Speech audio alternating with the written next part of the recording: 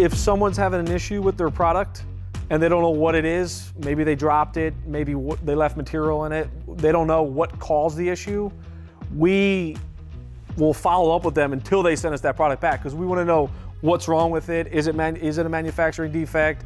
Is it something we can fix?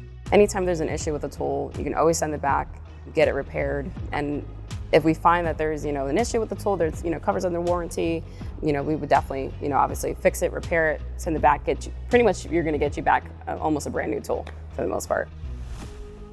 Every return that comes in the door, it's evaluated thoroughly, because we want to understand what went wrong with that product.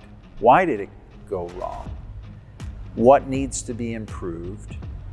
And then, kind of pushing it down and improving where we need to improve. We stand behind our product and we want to see returns, because that's the ultimate goal. To any issues that might pop up, we can tackle that so it doesn't go widespread.